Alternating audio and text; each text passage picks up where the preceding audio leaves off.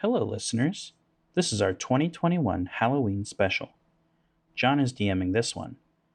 We'll be releasing it in 3 parts. One today on the 26th, one on Thursday the 28th, and then the final part on Saturday the 30th.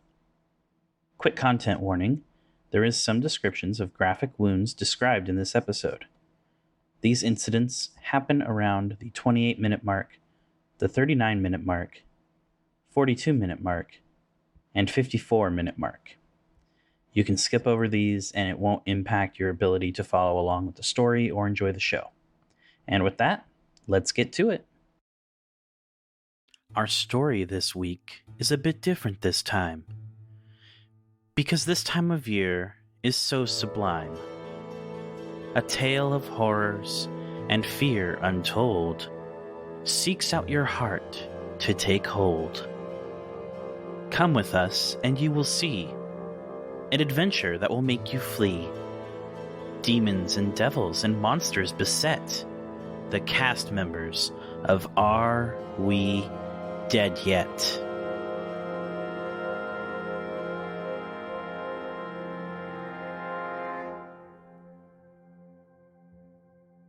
This takes place in the kingdom of Kudor as it emerges victorious at the end of a 150-year war. Most people alive now in the kingdom only know war as it's been going on their entire lives.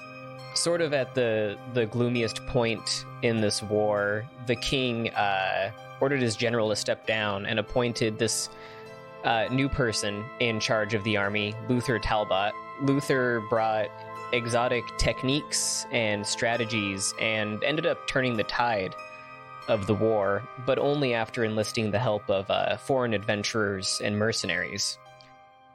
Tonight, we celebrate you all are either heroes from this war who have come to, celebrate the victory. Titles such as Baron are going to be announced tonight. It's also a great night to perhaps break into the castle and raid the king's treasury full of gold and valuable magical artifacts. Can we begin with an initiative roll? Unnatural 20. 22. 17. 17? Unnatural 20. We got some speedy boys. Sherman, we got to roll off together. Ooh. Just dice 13. I rolled a 10 on the dice. 10, so Sherman gets it. Yep. What you got, Zoe? 17. 17? Okay, can Zoe and Chris roll off now? Just a d20. Aha, 3. 2. 2? Oh my goodness. I thought you had I that. was like, damn. Okay. Goodbye. So we begin not at the gates of the castle, but at a cesspit on the southern wall, as a rogue with a plan, he's got to get inside, and this is the only way he knows. I am Phineas Jones. I'm a halfling thief rogue, and that is it. He is selfish, a little bit arrogant. I went for a very classic look. John helped me out here. I've got like big goggles, big gloves. Yeah, he's just a thief moving up in the world, and he is in the wrong place at the wrong time. So you're presented with, of course, the cesspit opening on the wall of the castle, and inside there is a chute that goes up the tower. Miss the days when it was just unlocking front doors. How high is it? The chute? Mm-hmm. It's about 100 feet up. Jesus. Oh, wait, but I have slippers. Yeah, I'm just going to try to stealth my way up there with my slippers of spider climb. Okay, are you stealthing? Yeah. Cool. Give me a stealth roll. It's 21. Okay. So you daftly maneuver up the chute, and as you hit about 30 feet up, you sort of hear like a door open near the top, and then someone yells, "Ho!" Can I get a dexterity saving throw? Starting out fun here. Dex save 9, 13, 22. Okay. Hearing that, knowing where you are, you instinctively hug the wall as someone empties a chamber pot, nearly missing you. Whew. You get to the top just fine, and you sort of come out of this hole in a side room. So you are now at the top of one of the observation towers. Awesome. Quick intake of the room. So you're just sort of in like essentially a bathroom on the side of this tower here. Oh, okay. Right there, we're going to cut over to Sherman. You are first to arrive at the castle gates. Having fought in the war, you would likely know the gate attendants here. They served as quartermasters. This is Jeb and Sven, and they are not fit for the front lines. Just for both the sake of this is definitely in character, and so I don't have to take notes, Van Mordo does not know their names. That's fine. For he cares not. How are you dressed for the party tonight? So Hector Van Mordo is dressed, so he wears a helmet that is actually humanoid in features.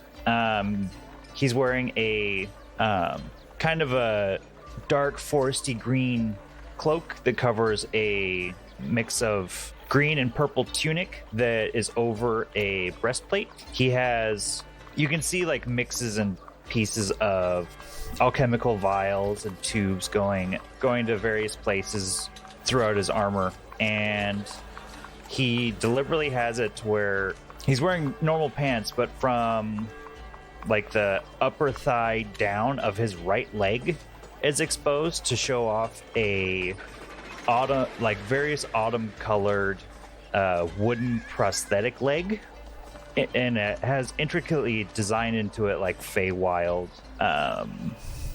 designs. And then his left hand is actually is another prosthetic that is obsidian in nature, and he deliberately keeps it exposed. Yeah, he's got cool boots on that have like wings on the tips of them. Dr. Mordo is very, very, very, very prideful, and he sees everyone as his lesser, as is reflected by his 20 in intelligence stat. So he speaks once and doesn't repeat himself. His ideals are entirely knowledge and power. He sees power or knowledge as a means to an end. Dr. Hector Van Mordo is a alchemist artificer, just straight up. So, as you approach, Jeb waves you and goes, "Ah, Dr. Hector, welcome." Thank you. You're carrying like bags and stuff, correct? You have a backpack on you, perhaps? Yes, I forgot to add a bag of holding, but yeah. Check your bags, sir. It will be coming with me, thanks. No, you don't understand. No weapons and no bags in the castle. It's for safety. I see. So obviously I have a normal backpack, but I would like to keep that has like my common gear, crowbar, hammer bullshit. But I would like to attempt to hide my bag of holding. Okay. Give me a sleight of hand roll. Wonderful. I have a +7 to that. Fuck. How's a 10? That actually fails. I mean, I figured 10 would fail. So as you're trying to sort of hide the bag, Sven's going to go, "The bag too, please, sir." Fine. And I give him the bag. All right, so what of your inventory that I'm looking at is still on your person? Because you described you had stuff like belted to your clothing. Mm-hmm. So my alchemist supplies are on me. Okay, awesome. And they usher you on through the gate now. I'll describe this for you, but it's going to be the same for everyone else. The courtyard of the castle is sort of in a state of disrepair. You know, it had been sacked a few times, but you can see some workers actively working to sort of tend to the shrubbery and flora near the pathway, so it looks nice for the guests tonight. You then head through an entrance hall. It's a long, tall, carpeted hallway with suits of armor lining it on both sides. You then make your way into the ballroom. This is a massive room with chandeliers and all the fixins.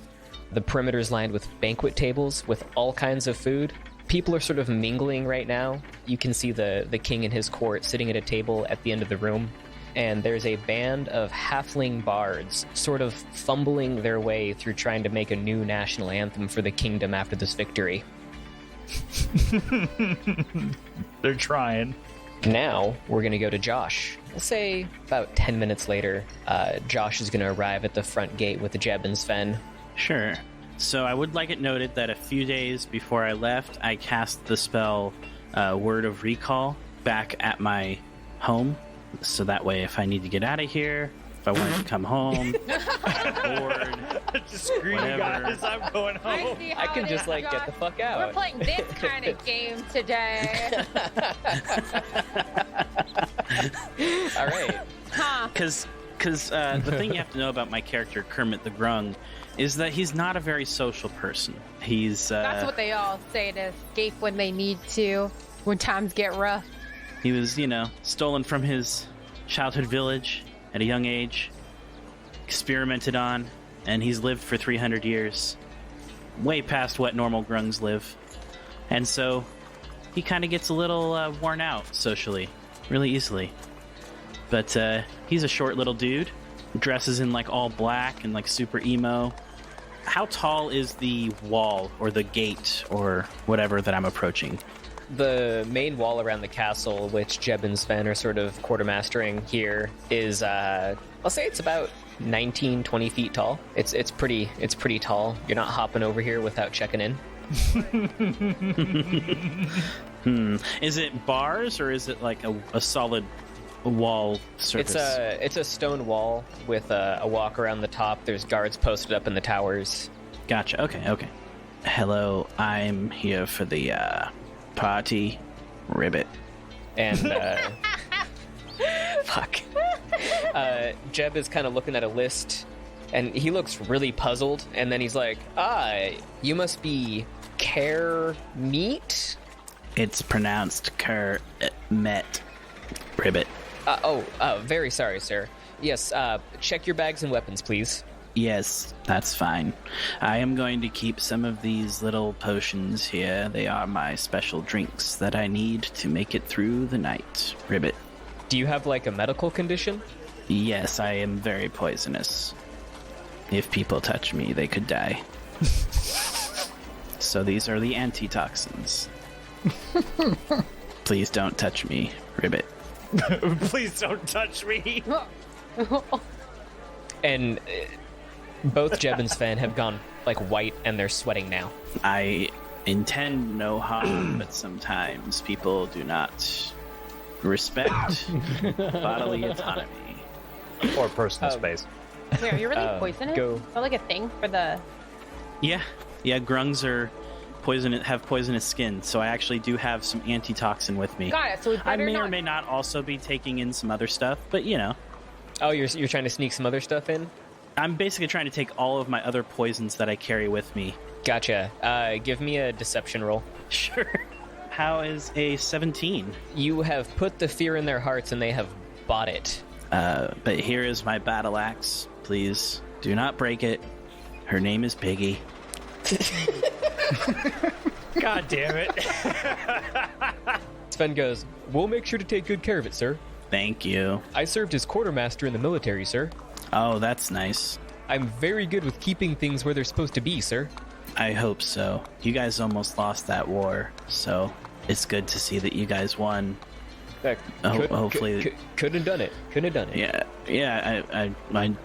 I'm sure they couldn't have done it without your wonderful skills at quartermastery. So thank you. Well, I didn't say it. You did. Remember that, sir. Ribbit. And I'm gonna just hop along. Yeah, and you continue down the same way Dr. Hector did, and you end up in the ballroom. We are now on to Zoe. Zoe, you approach Jeb and Sven as well at the front gate. Gigi is a half-orc, and, he's wearing a simple cloak and kind of, he looks very much like a druid, but the long version, the full name, we'll just go full name, is Gregory the Gentle. That's his new reformed name, goes by Gigi, but his original name was Gularzab the Grotesque. He is a reformed barbarian turned druid, where he's working on. He's training to be a druid, but he used to fight in the war, which is why he is at the palace, because they're celebrating the end of it as him as a soldier. Oh, and he is a half orc, so yeah, he's just trying to be reformed. Yeah, he looks like a druid, so he's just wearing simple cloaks, but he has 2 great axes on his back.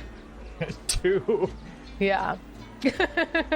And so he's gonna walk up all peaceful. He's carrying a book, though. He is carrying a book for good measure, because he is trying to change his ways. But yeah, he's gonna go up. Are we guessing that we already know everyone? Yeah, you know them. Well, hello there. It's nice to see you guys join the party too today. And Jeb's gonna go, "No, Gularzab. We're not joining the party. We're securing the gate tonight. Oh, well, I hope you're able to join soon. It'll be fun. Maybe you guys could sneak off, when you guys' shift change. Possibly. Anyways, need to check your weapons and bags.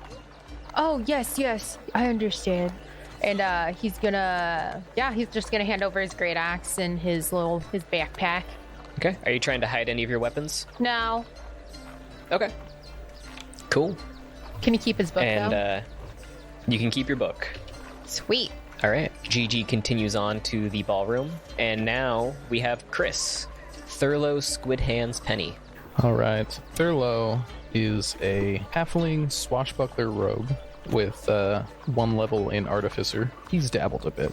He is a pirate, born and raised on the seas, was part of a crew, and they found this huge treasure haul on this island.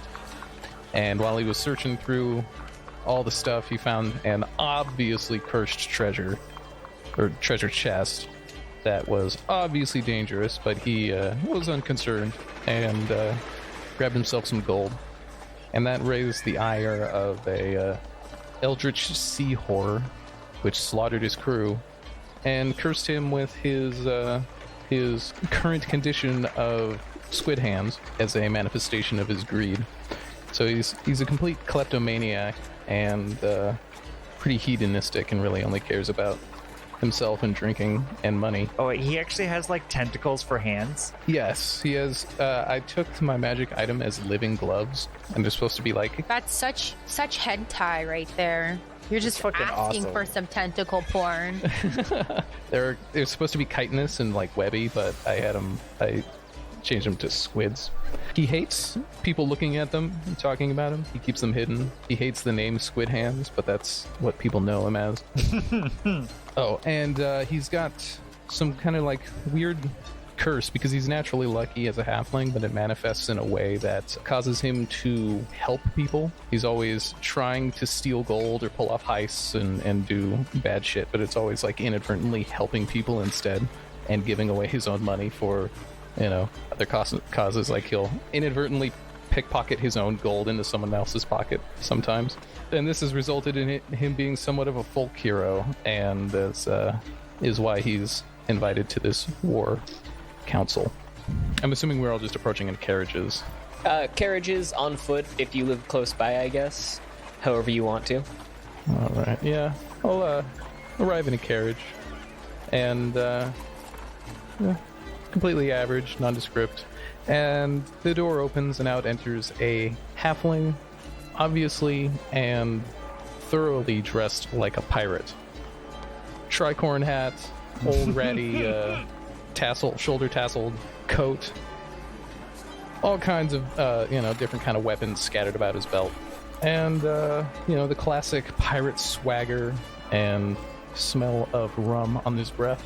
He's gonna swagger up to Jeb and Sven, like, "Hey, arr, boys, it's good to see you again. It's been too long." How's it going, Squid Hands? And then Sven's gonna go, "But his hands don't look like squids, sir." Oh yeah, as a note, he is wearing, his sleeves are longer than his arms, so his hands are obscured. And Jeb's gonna go, "Check your weapons and bags, sir." Aye, always with the rigmarole. Even with us who'd save your country. Don't you think you'd relax a little bit? Assassins are always afoot. Aye, and wouldn't it be better for us to fight them off if we had our weapons? Wouldn't it be better if they didn't have weapons in the first place? Thurlow is going to, sigh, roll his eyes, hand over his weapons, but he is going to try to conceal a single dagger in his boot. Okay, give me a sleight of hand roll. Do some quick math. That is a 29. Yep, you got it. And like slipped it into another dimension. Yeah, I don't know how, but you hid that dagger. Thurlow then continues on into the ballroom. So we're now going to return to Finley Jones, the rogue in the bathroom. So to be clear, I just crawled up through a toilet, right? Yes. Awesome. Eh. The reverse Shawshank Redemption. Yeah. That happened. Perfect. Quick poo check before I move on. We can say you brought a spare set of clothes or something if you want. Scroll of prestidigitation. Oh, you're supposed to Yeah, smell there like you go. poop the whole time? Wasn't me, guys. Awesome. Yeah, I popped the door open to check the hallway outside. Okay, so you're sort of at a plateau in the spiral staircase. You do know that you need to go down on this staircase. Okay. Let's just go down it. Okay. Stealthily, I suppose. Yeah. Stealthily. Give me that stealth roll then. 25. Alrighty. You begin heading down the stairs stealthily, and you start to realize that the stealth roll doesn't really matter. It kind of seems that most of the staff is occupied with the party downstairs, and the band is loud enough to cover up most noises. Yeah, buddy. Alright, so your map that you've acquired for this heist is telling you that you need to get into the library, which is on the bottom floor across from you. You know there's a secret passage, but you need to crawl across the rafters Oh. to get across the room. Yes. Cool. What do you want for me to do that? Let's get an acrobatics roll to mount up on the rafters. 16 plus 19. No, 16 plus 13. 29. Cool, you do it. Cool. Making me feel all Mission Impossible here with my gloves and my goggles and my climbing. Now that you're up on the rafters, you're sort of hearing the this group of halfling bards, and they're kind of getting it now. You know, it's been about 45 minutes since we first were introduced to them, but they're still like fumbling their way through, trying to, really trying to coin that national anthem. We're now going to cut to the party goers. So the king starts tapping, a silverware on the side of a glass, and he goes, "Everybody quiet down. It's time for a toast. This party tonight is for the heroes and the brave men and women who fought to save this kingdom." And as he's saying this, the ground sort of kind of trembles underneath you guys. He continues on, though. "Without the help of each and every one of you and so many that couldn't make it here, this would have never happened." The ground continues trembling. You can, there's some stones loosening in the support pillars, and suddenly there's a loud bang, and the entire ceiling comes sort of crashing down. The rafters and the supports all crumble into this ballroom. Can everyone give me a perception roll and a dexterity save? Dex save is 22. Anything over 15 on the dex save is a pass, so you can save telling me. Well, for the purposes of the podcast. Got it. I rolled a 15 on my dex save. Is that a meets beats or? Yeah, meets beats. Okay. Okay. And then a natural 1 on perception. Oof. Nice. I got an 11 on perception. I rolled a 15 on both. 16 perception, 17 dex save. Okay. Oh, 6 for dexterity and 15 for perception. Got it. Anyone that failed their dexterity saving throw has now been knocked prone by debris falling. Anyone that got over 15 on their perception check is going to, as the ceiling crashes down, see like a demonic portal open over top the castle, and it's going to unload. You guys are going to see different monsters, evil spirits, all sort of fly down and into the castle. Kermit, because of your 1 on perception, you actually have dust in your eyes and you're blinded. You can give me a constitution save in a minute to undo that condition. Okie dokie. Oh, this hurts so much. Why is the dust everywhere? What kind of party is this? As the dust clears up, almost everyone is gone, save the king, who is lying on the ground, and the captain of the guard, who is standing over the king, trying to resuscitate him. Can I take in the rest of the room? Yeah, so you're actually on the ground with the party now. Mm-hmm. So you're in the middle of a 120 by 240 foot room. The ceiling is now open to the sky, which is blood red. You have 2 doors on the side opposite of the entrance, both on the far left and the far right. And then on the side of the entrance, there are 2 staircases going upstairs. Cool. As he's trying to take in his exits and assess the situation, Finley kind of has a panic attack. Just start hyperventilating. It's okay. It's okay. It's all right. We'll just find a door. It'll be okay. You said 2 staircases up and then another doorway on the other side, right? Yeah, so you have on the front of the room the entrance and 2 staircases. On the back of the room, you have 2 doors. And you would all know probably that the left door leads to the kitchen and the right door leads to the library. So there's no extra damage or no sign of anything, no bodies, everyone's just gone. Yes. Okay. The guard captain is going to scream, "Is there a cleric in here?" I am a cleric, Ribbit, but I have gotten dust in my eyes, so I don't know where you are. "This man's dying. And I'm like, help." And Kermit's kind of like flailing his arms around, trying to like feel for something or like going towards the general sound that he hears, but like it's probably a bit of a commotion, so probably hard to really tell. Probably, yes. We're not in initiative order. Does anybody want to do anything? Actually, while I'm feeling around, do I feel like a table that might have like some punch or something on it? No, we'll say you guys are more towards the center of the room right now. Okay. The tables were around the perimeter. Gotcha. Okay. Well, then I'm going to try and do that Constitution save. All right, go ahead and give it to me. 9 plus 3 is 12. 12, you fail the Constitution save this round. You can give me one in a minute again. Okay. And I'm still wandering towards like the general direction that I heard the sound come from. Got it. Suddenly, the guard captain starts clutching his face and sort of moaning. You guys can see a red glow coming through his fingers. Oh, that can't be good. And the guard captain is standing over the king, right? Correct. First, I'd like to do an Arcana check to see what he might be doing with his red glowy fingers. Oh, it's like he's covering his eyes, and there's light coming from behind his fingers. Oh, so it's coming out of his eyes. Got it. Do you still want to do your Arcana check? Yeah, I still want to know what's going on. Yeah, go for it. How's a 14 on Arcana?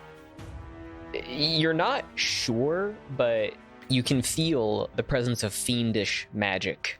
And then I would like to activate my winged boots so I can fly for the next, at minimum 1 minute, but at a total of 4 hours. And I would like to rush over to the king and cast Cure Wounds through my alchemist supplies upon him. Okay, and the king's eyes open, and as he sort of looks up at the blood red sky, you just see him kind of lose hope, and he's just gonna go, "It's too late. It's too late." And the next thing you see is the boot of the guard captain come down on the king's face. And just squish it. Oh. That sounded like that was a fatal blow, Ribbit. Yeah, I was like, did you squish his face or do you just like kick him, beat him up type of thing? Like, No, he stepped on the face. well, I don't fucking. Full cave in, right? Yeah, full cave. It's a There you go. Gallagher show going on. Kermit, can I get one more Constitution save before shit goes down? That one's a 15 plus 3 for 18. Perfect. That's a pass. Okay, cool. Finally get that last little bit of dust out of my eye. Just in time to see the boot coming down onto the face. There we go.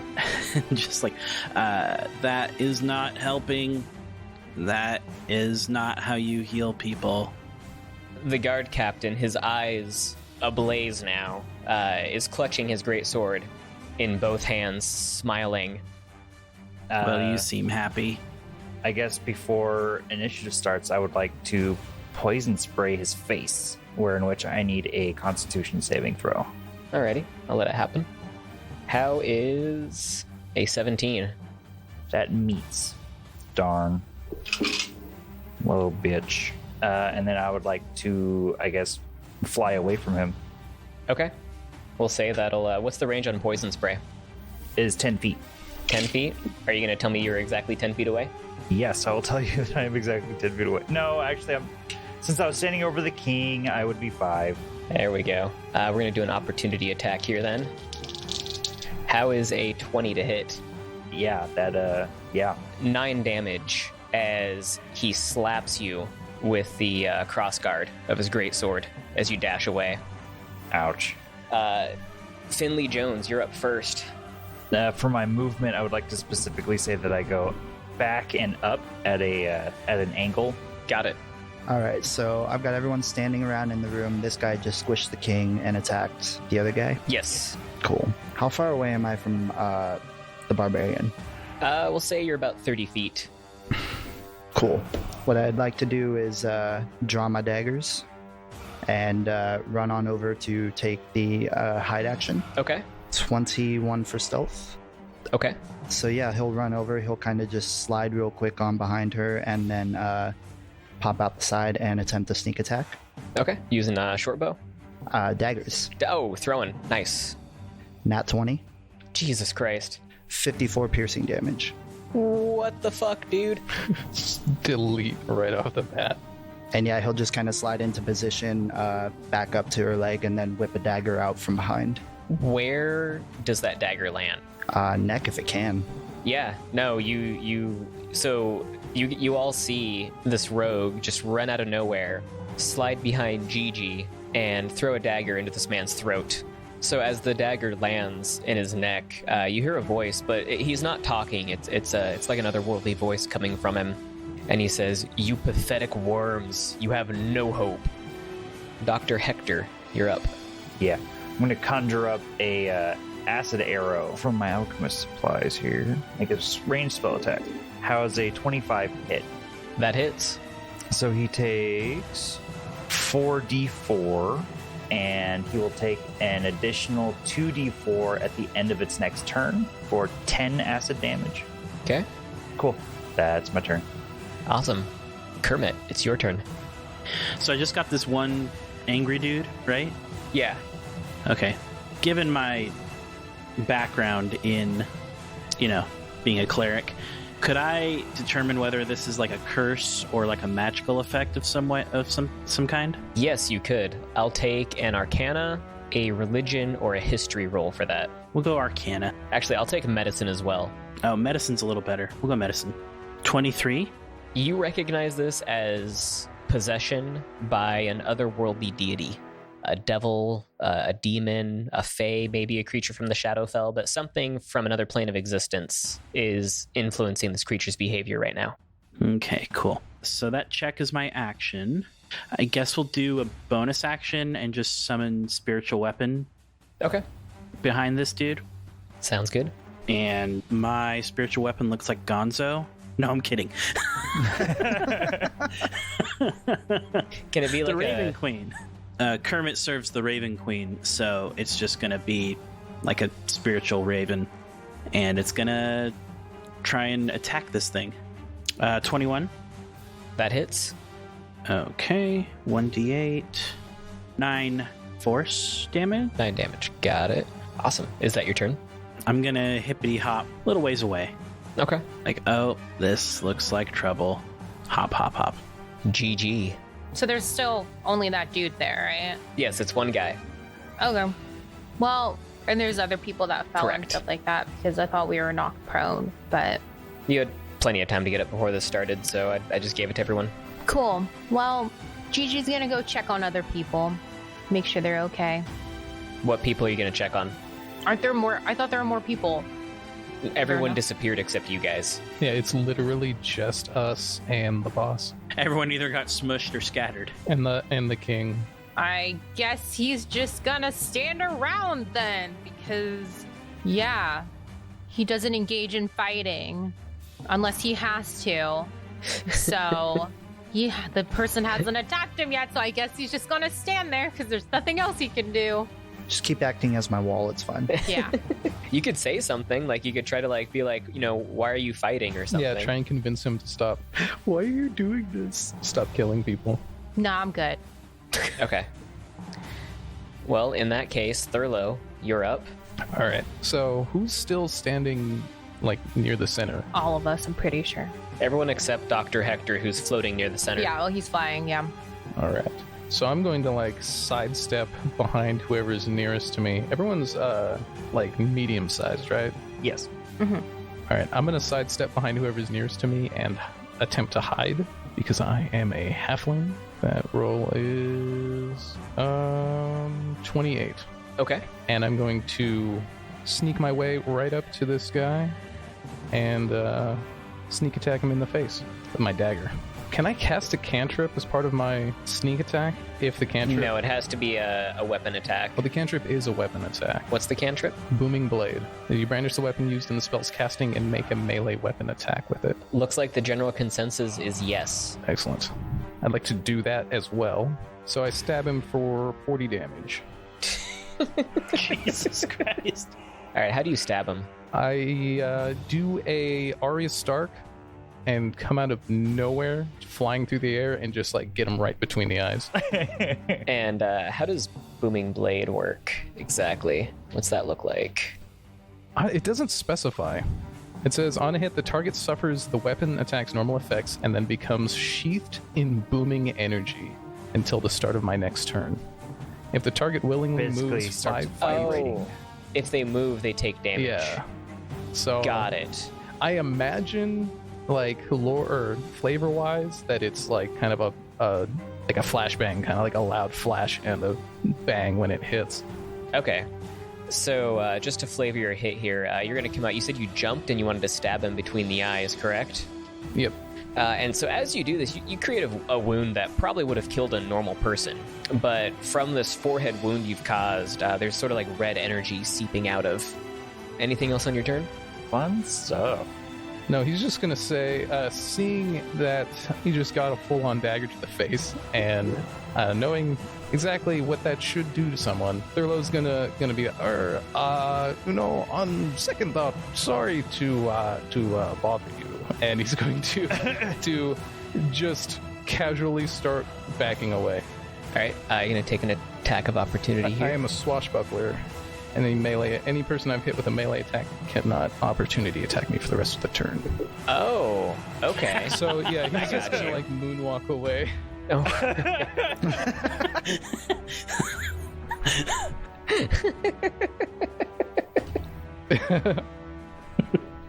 All right.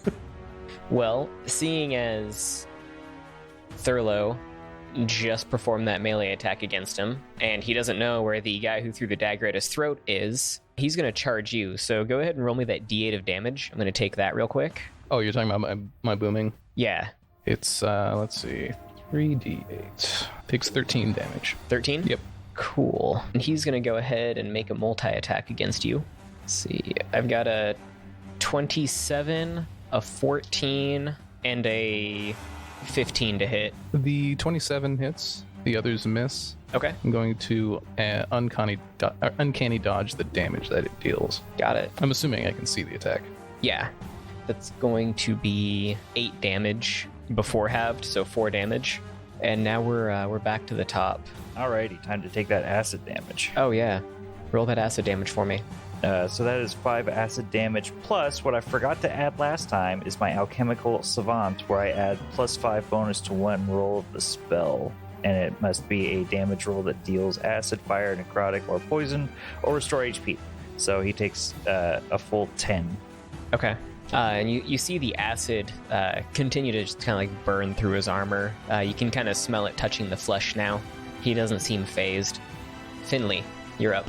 He's on Chris, right? Yes. Perfect. So that counts for my sneak attack. We're just gonna whip a dagger at him again.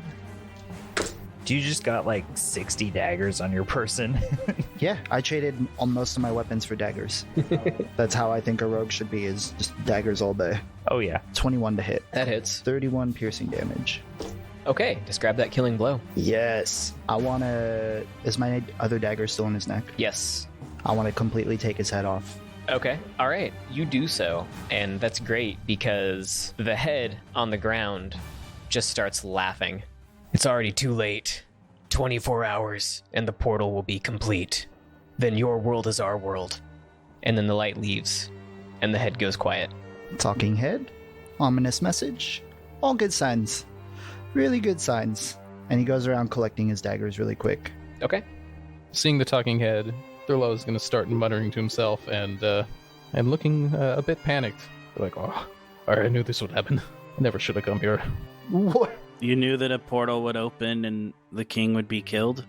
That's very specific. When Gigi sees the head come off, he's just gonna shake his head and be like, must we always resort to violence here?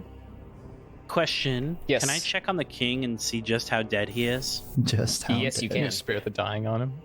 I mean, look, he might not have a face anymore, but yeah, is there any chance of saving this clown? What spells do you have available to you for this?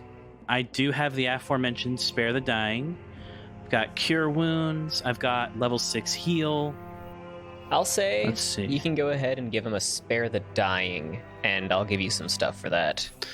Okay, I've also got Animate Dead, so I could always just have a zombie king. You could have a zombie This is king. Weekend at Bernie's with the king.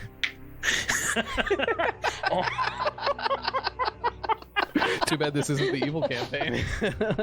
Oh man. Yeah, I'll just spare the dying. Okay, On and so we'll say that sort of like the upper portion of his head is crushed, but like his nose, his mouth, and his throat are all intact. And so as you spare the dying, he kind of goes.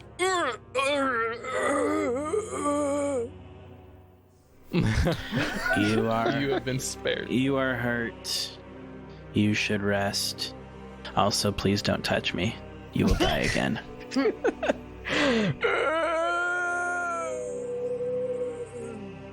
That doesn't look fun. Are you sure that was the best choice? I think we should have let well enough alone here. Your Majesty, you must not die. I don't want to go to jail. And Kermit, what kind of shirt are you wearing right now? I'm wearing almost like a black robe, like a parishioner or something Okay. would be wearing Do you have any in our world. Do you have any hair? It's no. Okay, no hair. okay. It's decorated in little bits and baubles of dead animals and skulls and stuff. Okay, okay. So the king's just gonna grab a handful of your robe on your chest, and he's gonna Mhm. pull you in, and now you're face to face with him, and you realize that there's brain matter coming out of his head right now. Oh. And he's gonna go, I made a deal with Bell to win the war, but now he's come to collect. You must stop him. And he slumps over dead again. Your Majesty, I can't keep healing you. Can I try mending on his skull? I'm gonna say no. Hey, little frog guy. Not that his life isn't important, but I'm gonna point to the big portal above us, which... Oh, that portal's closed now. Oh, it is closed. Cool. Big red sky still. I think we have bigger problems. That certainly does, Ribbit, seem like a problem. And Baron Mordo's gonna or Dr. Mordo, Baron Mordo, whatever, he's both. He's gonna come land next to you guys, and I would like to do a history check on what is going down. Because I obviously heard the name Bale, and I know quite a bit about devils and shit. So go ahead and give me a history check. How is it 24? That's pretty good. So you know Bell is he's a former devil or archdevil. He's sort of a strategic mastermind, and you just kind of imagine that a king in a losing war might make a deal with an archdevil like that. Fucking fool. Hector says, landing next to him. I wonder where in which this portal the former head described is. Must not be too far from here. Do we need the portal to get out? I mean, I don't know about you, but I would rather not be on the same plane as devils. We need to close it. Hey, closing a portal sounds like a lot of responsibility. I wasn't even supposed to be here. I'm not part of this. I just want to get out of whatever the heck this is. But you are here, which means that the Raven Queen has deemed that this is your time. Whether that is to live or die is yet to be seen, Ribbit. Too many ominous messages around here. Sorry, I'm a bit of a party pooper. I'm a bit of a downer. Oh, the guy who can't be touched? Downer? I can be touched by those of my species, but that's it. It's very sad. Maybe we don't have to actually resort to violence, you know? Do you think they would accept maybe a chat? That's a good idea. Let's send the big guy to go chat with them, and we'll all make for the other direction. Wild devils are ones for making deals. I think the pact that the king has made is going to be a lot stronger than the one that you could possibly offer. I'm not saying to make a deal. I said to talk to them. Talking is reasonable. Violence only brings more death and darkness and destruction. Well, devils only deal in deals and violence, so good luck with that. While the rest of us actually take action. I can always try. While they're talking, Thurlow's gonna move over to the king's body, crouch down, and make like he's checking his health, and try to pickpocket his body. You lift, I'll say, give me a D100 roll. 68. You lift about $68,000 worth of jewelry off of his body. Jesus. Or 68,000 gold of jewelry off of his body. All right, and I'll just pocket that happily. You weren't doing that stealthily at all, were you? Well, the attempt to make it look like he was checking for health was supposed to make it be kind of stealthy. Okay, I mean, Kermit was standing right there, but Kermit don't care. got it, got it. What do you guys want to do? Well, I guess I'm gonna just head back to the guard post and get my shit. Yes, I must check on Miss Piggy. Ribbit. And I'm gonna go. I'm gonna hop over and see if I can see where if our stuff is still with us at the gate. I'll follow with them. Why not? Okay. Yeah, Thurlow as well. So how many people are going back to the gate?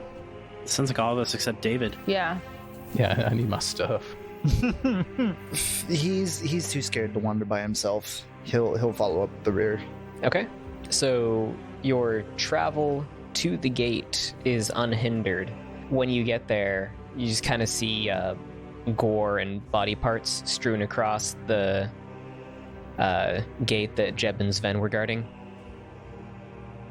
Are Jeb and Sven anywhere to be found? say that. I was gonna say, what used to be Jeb and Sven. Yeah, Thurlow. Yeah, you do not see Jeb and Sven. Thurlow's gonna call out for him. Jev, Sven, where are you? You lily-livered blighters. There's no answer. You do notice now, though, that the landscape that was once surrounding the castle has changed, and you now seem to be surrounded by tall obsidian mountains. Phineas looks like he's gonna cry.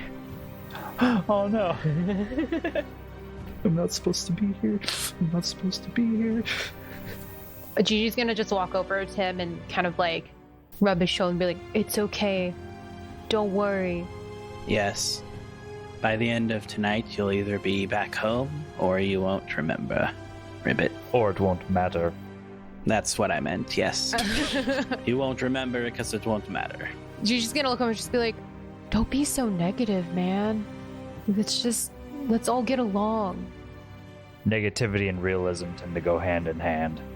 I meant no offense by what I was saying, just simply stating the facts. Gigi's gotta shake his head. This is what the war does to you. Did everybody find their stuff? Yes, everybody found their stuff. Although if anyone had any food, Sven definitely took some snacks from you. What an asshole. Can I search the area really quick and just if there's anything more of note or helpful or... There's quite a lot of random adventurer's gear, though you guys clearly had the nicest gear there. Obviously. But if anyone wanted to pick up like an extra basic weapon or armor or something, that's very doable right now. Handful of daggers would be nice. Yeah, I'd say you found 4 daggers just walking buddy. in. Imagine you're already like rattling with every step. I like the challenge, okay. Alright, Phineas is unsatisfied with the level of armament on everyone. And he's going to kind of collect his daggers, turn to everyone. Right, now that I've gathered my wits here for a second, I happen to know the location of the treasury and the armory. And let's face it, if we're fighting devils or demons or whatever they are, you're going to need a lot more. Will everyone follow me? Thurlow's gonna ask, I don't quite recognize you. Where exactly are you're from, and why are you at the party? My friend, the less questions you ask, the easier tonight's gonna be, I think. Well, seeing as I ain't got much choice, I'll follow you. So a quick note here is, David, you were originally intending to go through the library because it would not be populated during the party. You know that you can reach the treasury through either the kitchen or the library. Does it matter either way, or... Not that you know. Okay. Let's go through the kitchen, because that also helps me see if there's other survivors or whatnot. Okay. So as you guys are approaching the kitchen, can I get a round of perception checks? 21. God, I love being a rogue. 20. 18. Okay. 9. Dr. Hector? How's an unnatural 20? Perfect. So as you approach the kitchen, everyone except GG hears the sound of massive jaws chewing on raw flesh. I stop in my checks. What kind of doorway am I looking at? It's a reinforced wooden door with a small window for you to see through to the other side. How high up is the window? We'll say it's like, I don't know, like 5 feet off the ground. I beckon to one of the tall people. Dr. Mordo is going to look through the window stealthily. So you sort of see the shadows of figures on the wall, but you can't directly see them. If you want to give me an extra perception check, I can maybe give you some description here. How is a 14? So it's kind of strange. Maybe they have 4 arms. Maybe they have tentacles coming out of their faces. Maybe they're really big. Maybe they're skinny. May I do a history check to determine if I know, at least in the ballpark, of what these things might be? I'll just give this to you off the top of your head, and with that much information, the only thing that comes to mind is bugbear. Ugh. Dr. Mordo is going to look to the rest and be like, there may be bugbears inside, though I feel like I may be a little off on that, as we're dealing with devils here. It's probably something far more sinister. How easy is it to open the door? The door is unlocked. Right, is it? But it's still like latched. It's like a big swinging door. Yeah, with like a handle and everything, yeah. Perfect. I want to try and sneak into the room. Okay, give me a stealth roll. Nothing less than a 10. 23. Oh, there you go. Oh, actually, yeah, 23. Oh, I was like, is it higher? Because it doesn't matter. So you silently open the door and slip in. As you sort of come around, as you sort of come into the room, the sounds of the room open up to you, and you hear 2 sets of massive jaws just going to town on some food. And then you hear sort of this conversation happening between sort of like, happy food noises and Master said we could eat the ones that aren't important. I love eating people, Papa. This is the best day ever. Can I take a peek? You can. We'll say you poke your head around. You're sort of crouched behind maybe some like kitchen equipment right now, and so you're gonna poke your head around, and you see 2. They're humanoid in that they have a head, 2 arms, and 2 legs. They're sort of like these goat, gorilla, pig, bird hybrids. One is massive. We're talking like 15 feet tall, and the other one's about the size of a human. And there are just people shackled or otherwise unable to move around, scattered around this kitchen, and they're just going through them. As you turn your head around, one guy is, screaming particularly loud about his fate to be, and the little one goes, Papa! Papa! Give me the screaming one! I like it when they're scared. Oh my god. Jesus Christ. The larger one then lifts this man off the table and begins walking it over to the small one, and he says, Don't forget, Papa! I don't like the skin, it's bitter. And the large one then full pyramid heads this man and rips his skin off and drops him on the table in front of the small one, who just starts going to town. How much of this did we perceive in the hallway? You guys just heard like muffled voices and Screaming. Screaming, yeah. That didn't sound good.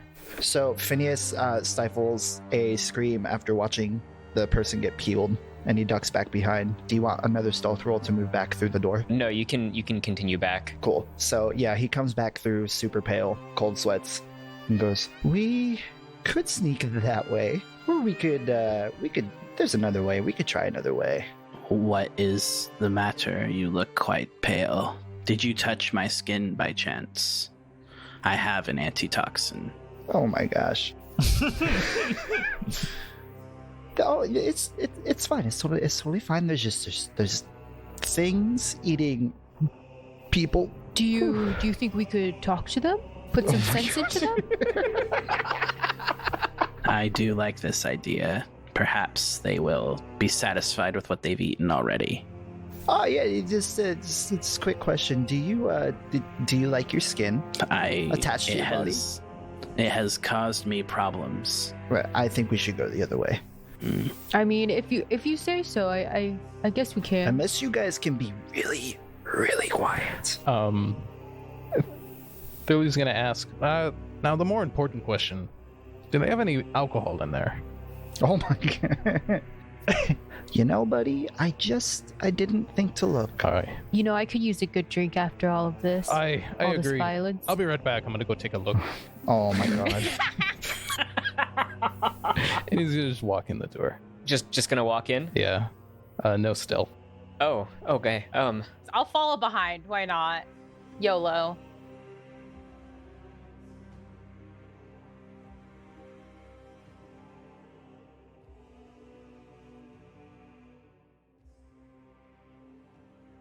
Thank you for listening to our Halloween special. Part 2 will release on Thursday, October 28th. Our intro and outro is Vanishing by Kevin MacLeod, used under a Creative Commons Attribution License. Link in the description. Background music provided by tabletopaudio.com, used under a Creative Commons Attribution License. Tracks include Cistern, Waterkeep, Mansion Night, Throne Room, Cry Havoc, and Barovian Castle. Be sure to follow us on Twitter at AreWeDeadYetPod, and check out more of our shows at oneuppodcasts.com. Thank you so much for listening.